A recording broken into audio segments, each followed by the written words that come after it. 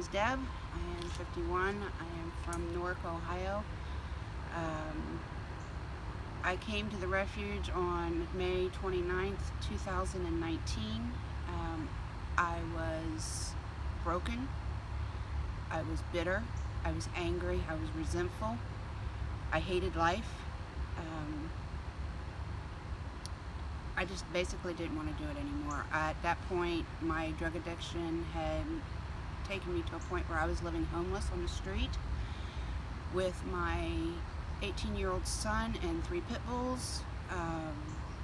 Every day it was a struggle just to try to get food to eat. And there was a time right after the Dayton storms when the water was like really high and I was standing on a bridge, and I just prayed to the Lord to help fix my life, because I didn't know how to fix the mess I had made of it.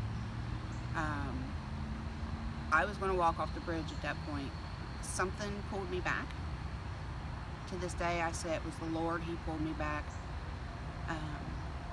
I left the bridge and I went back to camp where we were camped at behind a factory, and told my son to stay with the dogs, and I went to the library and I got a hold of my nephew, who's a pastor, soon to be pastor.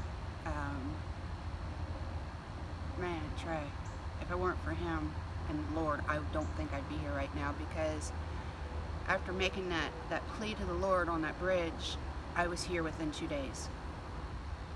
Since coming to the Refuge, I have had some family restoration with my niece and my nephew, my great nieces, my sons, praying that the Lord is still working on my daughter. Man, the Lord has just changed everything about me. Everything. For years, I struggled with wanting that acceptance, not feeling rejected. I felt rejected my whole life. But the Lord has changed that. He showed me just what it means to feel loved, because I never knew what it felt to be loved. Love had always come with conditions my whole life, no matter who it was. But He has shown me that He loves me for who I am, flaws and all. He's walked me through some really hard times and some really hard things. He showed me what sisterhood is, for sure. He showed me what family is. It says in the Bible, the Lord takes the lonely and places them in a family, and that's what He did for me. So not only do I not only have my family at home, I also have my family here at the Refuge. During the whole COVID thing, we were pretty much locked in for 4 months. In that time, 2 weeks into it, I broke my leg. And the Lord really walked me through some hard stuff there too. He showed me how much pride I had, because pride is one thing He detests. He showed me what love really was. He brought me through it for the better. If it weren't for the Refuge and the Lord, at this point I would probably have been dead, because I was headed that way, for sure. When I come in here, it was like a different world. I did not grow up in a family, a Christian family. We didn't go to church.